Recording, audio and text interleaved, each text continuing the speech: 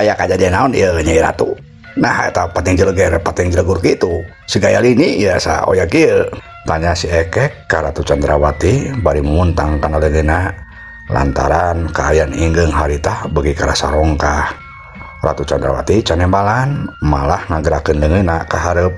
Wus keluar cahaya beureum tinggal leungeun eta ratu pusing, tuluy eta cahaya muter ngabentuk persegi opat. Bray dina eta cahaya ciciptaan Ratu Candrawati muncul gambar anu nunjukkeun kaayaan di leuweung Bandot Singa, nyaeta kajadian perang campuhna pasukan siluman badak ngalawan pasukan siluman landak anu jadi sakutuna Ratu Candrawati. Katempo pasukan badak anu tadina aya di Jamantara terus kadese ku pasukan landak.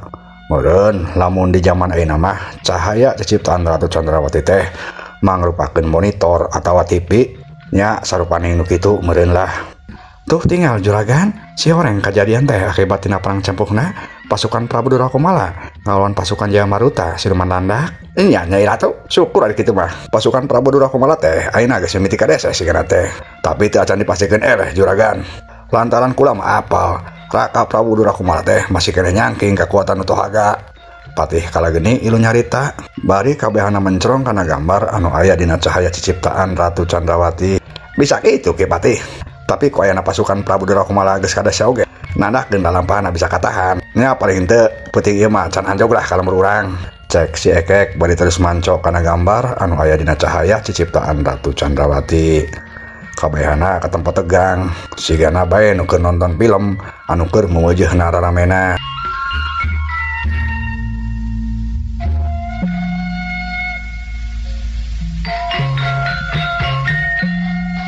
Keur kitu si Ekek kadenge deui nyarita. Kek Nyai Ratu, kuring penasaran kumaha kaayaan Nyi Lasmaya nya bisi manehna teh aya dina kaayaan bahaya babakuna mah. Lantaran itu geuning kabeh kareta kancana oge raragrag di Jamantara, sedangkan kuring yakin Nyi Lasmaya teh aya dina kareta kancana. Cek si Ekek deui. Ratu Candrawati terus ngagerakeun deui leungeunna. Bray gambar anu aya dina cahaya ciciptaan robah. Mindahkeun channel lah meureun lamun zaman ayeuna mah. Ayeuna mah gambar anu aya dina cahaya ciciptaan Ratu Candrawati teh nunjukkeun kaayaan di hiji tempat nu sejen di mana Nyi Lasmaya keur aya dina kaayaan sorangan. Nya anu basa harita diguratan weuleut teh ku Prabu Durakumala anu mangrupakeun raja gaib jang ngalindunganna. Si Ekek leuwas nempo kaayaan kitu teh. Waduh cilaka, eta Prabu Durakumala bener-bener telenges. Nah Nyi Lasmaya ditinggalkeun sorangan atuh. Kumaha lamun manehna beunang ku serangan siluman landak? Bisa binasa atuh Nyai Ratu. Cek si Ekek deui bangun kuruwas. Manehna mah can apaleun lamun Nyi Lasmaya teh aya dirinya justru nang menahkeun Prabu Durakumala supaya aman. Malah geus dipasangan ku raja gaib sagala. Ari kitu nama perasaan si Ekek teh wajar. Lantaran teh atuh kawewe anu salila ieu jadi kembang hatena. Tenang bae juragan, kuring yakin Prabu Durakumala oge moal sampai nyerahkeun Nyi Lasmaya. Lantaran manehna teh kapan bogoh pisan ka Nyi Lasmaya teh. Cek Ratu Candrawati nenangkeun si Ekek, tapi bisi keur dina kaayaan mah maksud uing mah Nyai Ratu moal juragan tenang bae. Kucing kuring oge katinggal sakeliling Nyi Lasmaya geus pasangan raja gaib ku Prabu Durakumala. Nya syukur atuh lamun kitu mah kuring rada tenang hate teh. Semohon juragan ke upami bener-bener dina kaayaan bahaya mah kuring oge moal ngantepkeun, kuring pasti ngalahkeun tindakan. Tembal Ratu Candrawati deui.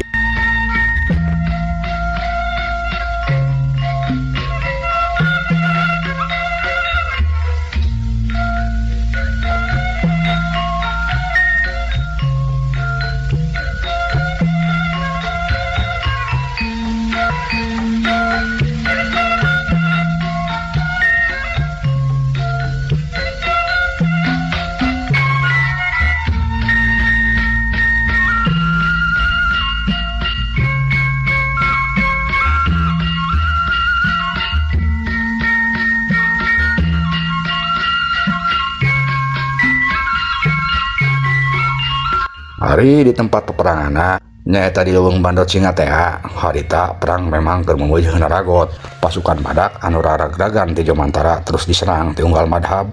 Ratusan cucuk landak terus ngahujanan prajurit badak anu kakarek ngincek kana lemah. Wus cep.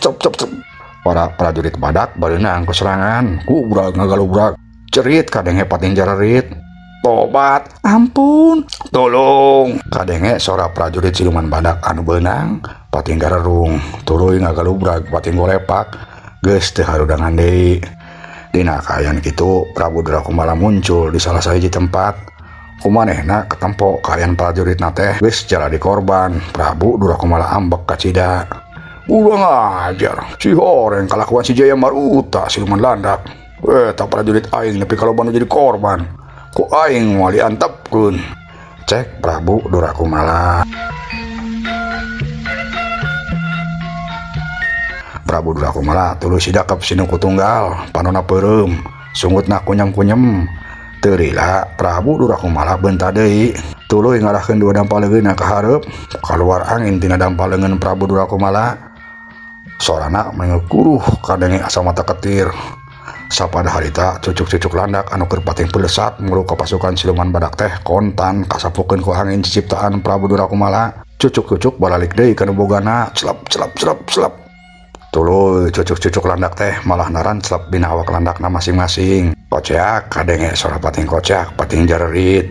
Ampun, tulung Kanjeng Prabu, tobat, cek para landak anu kabeunangan ku cucukna sorangan.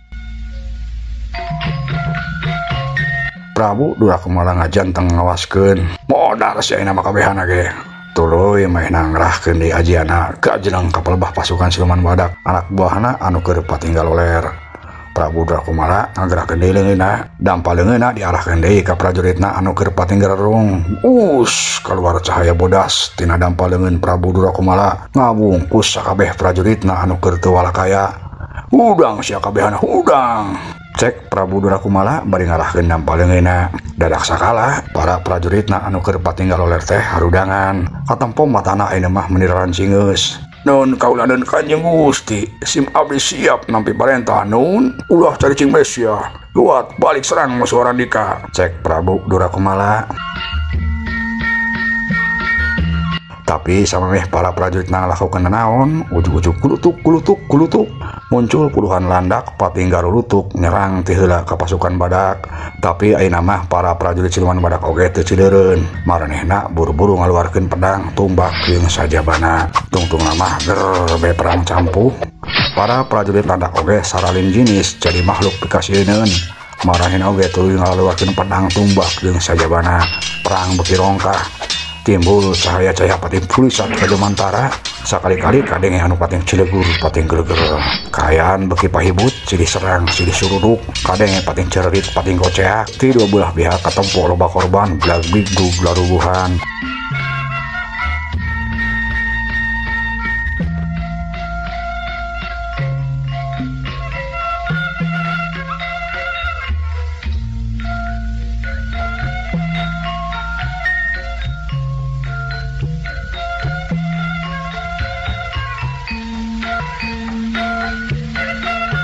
Ari Prabu Durakumala katempo nangtung ngabedega.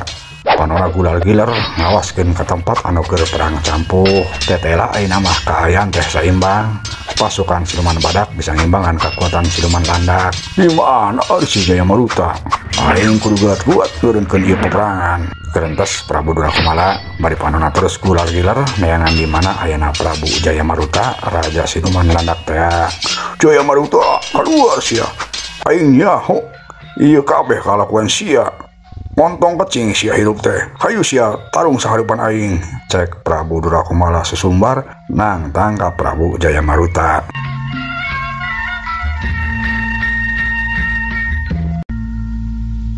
Di sajen pihak Prabu Jaya Marutana si horeng ogeh keur nangtung ngawaskeun ti kajauhan. Barang ngadenge manehna ditangtang, Prabu Jaya Maruta meninga kidir amarahna kuntuna kakerot. Leungeunna ti papareket nahan amarah. Dasar siluman kurang ngajar. Sombongna angger bae ti baheula. Disangkana mah meureun aing teh sieun, cek Prabu Jaya Maruta. Tuluy maehna ngagebegkeun awakna jenggelek jadi hiji landak anu kacida gedena. Cucuk-cucukna katempo rentang marencos, tuluy gulutuk. Eta landak anu sagede munding teh ngagulutuk meni cepet leuwih kilat. Nguru ka pelebah Prabu Durakumala. Ari Prabu Durakumala harita masih keneh nangtung ngabedega. Panona masih katempo gular giler kaunggal madhab. Kur kitu katempo aya benda buleut carucukan ngablesat muruk kana awakna. Prabu Durakumalana kaget cedeng loncat bari ngibaskeun leun sabulahna. Keluar cahaya tina leungeun Prabu Durakumala tuluy nyamber kana benda buleut carucukan anu si horeng Prabu Jayamaruta teh bledag. Kadenge anu ngabledag tarik cahaya tina leungeun Prabu Durakumala keuna kana awak Prabu Jayamaruta anu ngawujud landak teh. Clang landak jelmaan Prabu Jayamaruta majleng ka tukang. Tapi eta landak balik deui ngablesat rek nyamber dada Prabu Durakumala. Prabu Durakumala buru-buru ngagiwarkeun awakna. Landak ngablesat ka tukangan Prabu Durakumala kabawa ku tanagana sorangan. Kurobas asup kana jero rungkun. Kurang ajar sia dasar kecing. Walina sia ngomongohan, cek Prabu Durakumala. Bari tuluy malik ka tukang lantaran sieun bisi landak jajadian Prabu Jayamaruta nyerang deui.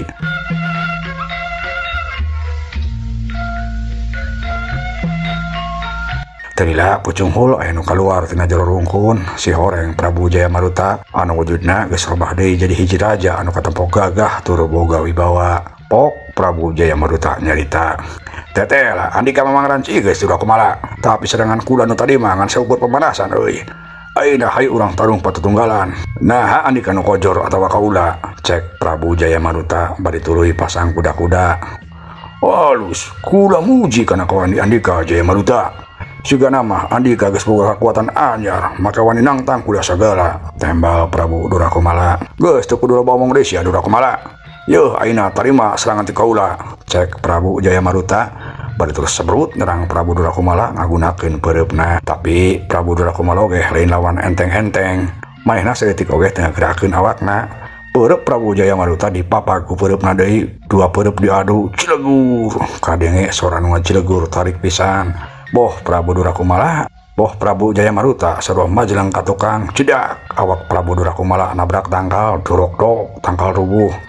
Sedangkeun awak Prabu Jayamaruta harita ninggang hiji batu gede. Duar kadenge sora nu gleger batu ajur burak-rakan. Kurang ajar, teteh lah si Durakumala teh teu bisa dianggap enteng. Kerentes Prabu Jayamaruta tuluy buru-buru niang hudang deui, blesat ngablesat deui muru ka Prabu Durakumala anu manehna oge geus nangtung panceg. "Lumayan oge euy kakuatan Andika teh. Pantesan sia wani nangtang kula," cek Prabu Durakumala bari katempo masang kuda-kuda deui.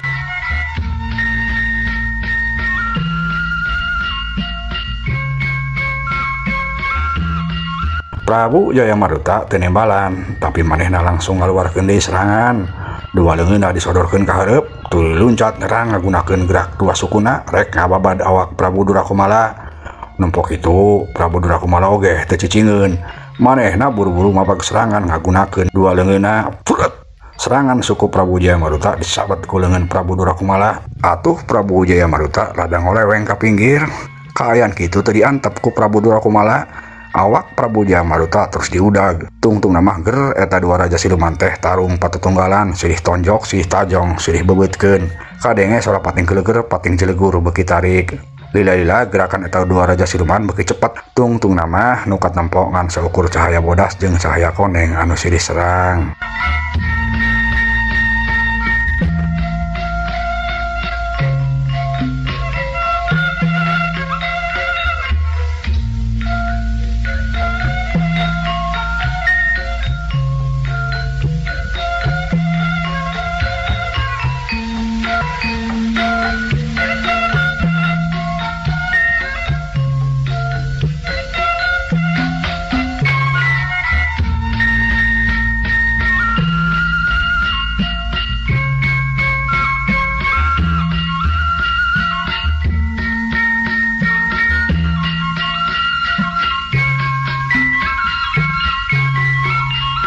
Ayeuna caturkeun kaayaan hiji tempat anu masih keneh di leuweung Bandot Singa. Bimar katempo masih keneh keur nunggang kuda.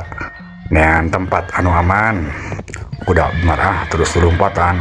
Sakali-kali luncat ngaluncatan rungkun atau wadahan tangkal anu ngahalangan jalan. Geus pokona mah kaayaan Bimar harita bet siga bae anu aya dina film Cowboy. Leungeunna nyepeng ka dari kuda, katempo masih pangawak-awak oge digagah. Akhirna mah kuda anu ditunggangan ku Bimar teh anjog ka hiji tempat. Bimar ngenyang ka dari kudana sina eureun. Eureun heula kuda eureun. ulah ngerasa capek oge teh, cek Bimarah bari ngagintak ka dari kuda atuh reg kuda eureun kadang hihim. Bimarah rurat reret nempo kayan di dinya katempo caang lantaran keur meubeujeuhna bulan purnama moncorong. Si horeng maehna teh masih keneh aya di tengah leuweung. Si horeng aing teh masih keneh aya di tengah leuweung. Leuweung naon ieu ngaranna? Mending garotan pisan kieu. Gerentas Bimarah bari terus luak liuk nempoan kaayaan di dinya. Aing ayeuna geus misah jeung rombongan Prabu Durahkomal Ontolohod. Sabenerna mah kesempatan aing bikin kabur ya. Da pastina oge. Ayeuna teh geus aya di alam manusia. Gerentosna deui. Keur kitu geleger cilegur kadenge sora pating geleger pating cilegur. Bimarah kontan ngareret ka tukang. Mereh katempo ku Bimarah loba cahaya pating puisat di Jomantara. Kaayaan kitu disusul ku sora pating buleun terang pedang anu diaradu. Pagalo jeung pating gorowokna para prajurit siluman badak jeung prajurit siluman nandak anu keur tararung. Bimarah garentos deui dina hatena. Eta kadengena sora pating belantrang kitu. Tuh itu cahaya pating suliwar di Jomantara. Siga bae cahaya kilat. Bawa keur perang gede eta pasukan badak jeung pasukan siluman landak. Heuh mun beungkeur reweh kitu mending aing geuat kabur bae. Cek Bimarah. Bimarah rek narik deui ka dali kudana. Maksudna mah rek nitah kuda maju deui rek kabur ti eta leuweung. Tapi manehna teh ujug-ujug inget ka Nyi Lasmaya. Tapi ari nasib si Lasmaya kumaha nya? Karunya oge lamun ku aing ditinggalkeun teh. Heuh da ari nu jahatna mah kolotna lain manehna. Si Lasmaya mah ngan saukur korban. Keur mah si Sutardi anak aing mika hayang ongko ka manehna. Dosa temen lamun si Lasmaya ku aing ditinggalkeun teh. Gerentos Bimarah. Bimarah ngaulang mikir, nah teh perang sabil. Nah manehna teh kudu kabur bae sorangan atawa balik deui heula nulungan Nyi Lasmaya. Kumaha ieu teh nya? Aing mending kabur bae langsung ka lembur tah balik deui nyalametkeun si Lasmaya ieu teh. Gerentas Bimarah deui.